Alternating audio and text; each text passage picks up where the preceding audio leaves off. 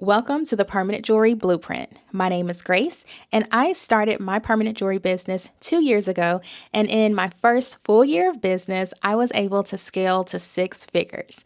Now I am here to help you start and grow your permanent jewelry business. Today, we are talking about jump rings. Jump rings are one of the most important things that you are going to buy in your permanent jewelry business, and you literally cannot do your job without jump rings. There are a few things that you need to know before you go out and make your first purchase of jump rings. So let's dive in. First thing that you want to know about jump rings is the type of metals that you can use for your jump rings. The most common metals that are used for jump rings and permanent jewelry are going to be 14 karat solid gold, 14 karat gold filled, and sterling silver. For your sterling silver chains, you're pretty much always going to use a sterling silver jump ring unless you decide to do a mixed metal look where you may use a sterling silver chain and close it with a gold filled jump ring. In most cases, you're going to use the same metal for your jump ring that you are using for your chain. The next two metals are going to be gold filled and solid gold. These two look the exact same. So when it comes to welding your gold chains,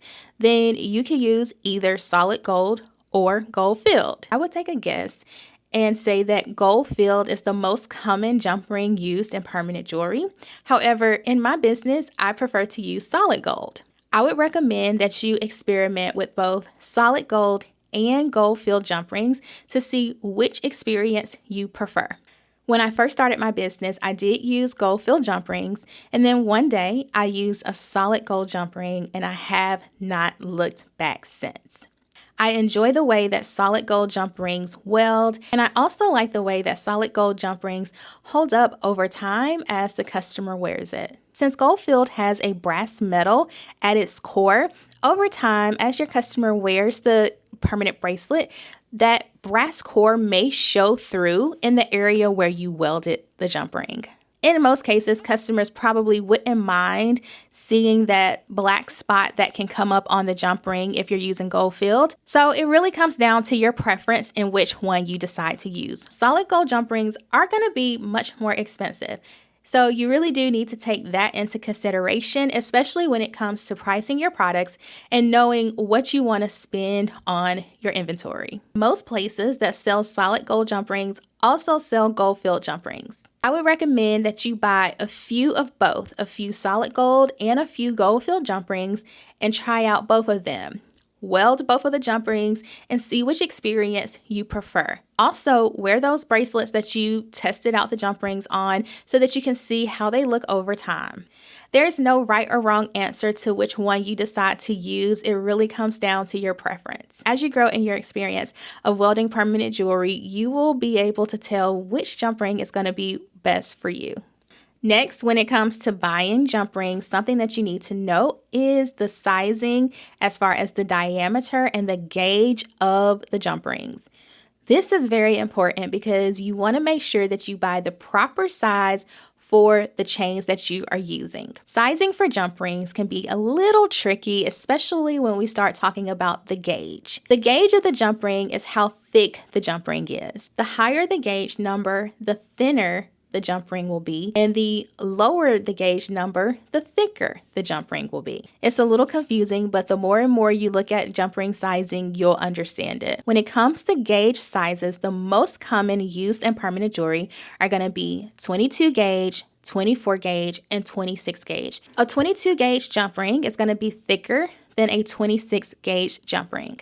The sweet spot is 24. I love 24 gauge jump rings because it pretty much matches any chain that I use, and the welds come out so beautiful on 24 gauge jump rings. Now that we know about the gauge size, let's talk about diameter.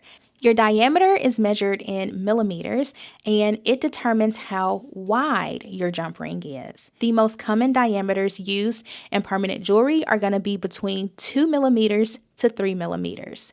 With the sweet spot for me and my business being around 2.5 millimeters and 3 millimeters. The diameter of your jump ring is really important because you don't want to have a jump ring that is super wide and stands out on your chain.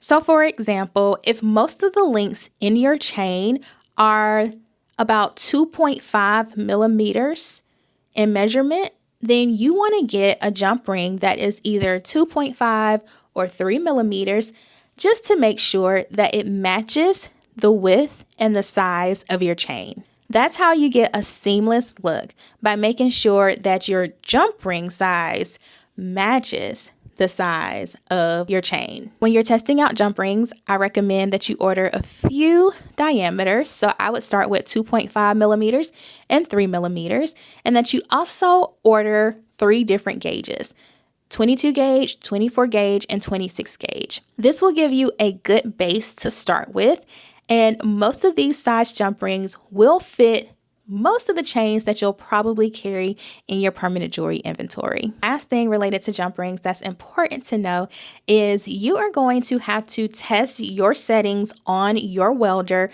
for each jump ring that you choose to use. In most cases, you're going to have to use a different setting for each gauge jump ring that you use. The setting that I would use for a 22 gauge jump ring might be too powerful for a 26 gauge jump ring. So I would probably have to adjust my settings down a little bit, since a 26 gauge jump ring is going to be much thinner than a 22 gauge jump ring. The best way to go about testing this is just through practice. You want to adjust your settings up and down, weld the jump ring, and see what happens. If your settings are too high for a jump ring, you may get something called a flat top. A flat top is when the jump ring makes a flat surface at the top of the jump ring versus it staying in a circle. I will say, I am never mad at a flat top. I even teach my team members, if you get a flat top, it's okay. Because in my experience, every time I get a flat top, it is a solid weld. However, if you are going for a seamless circle where there's no flat and it maintains the circle, you will just have to play around with the settings on your welder, and then also the pressure coming from your argon tank. You'll figure it all out just by experimenting with your welder and your argon tank to see what pressures work best and what settings work best. Once you get these 3 things set, now you're ready to start practicing welding your jump rings. That is an introduction to jump rings. I hope you all enjoyed the video. If you have any questions, of course, leave them down below, and I'll see you in the next video. Bye.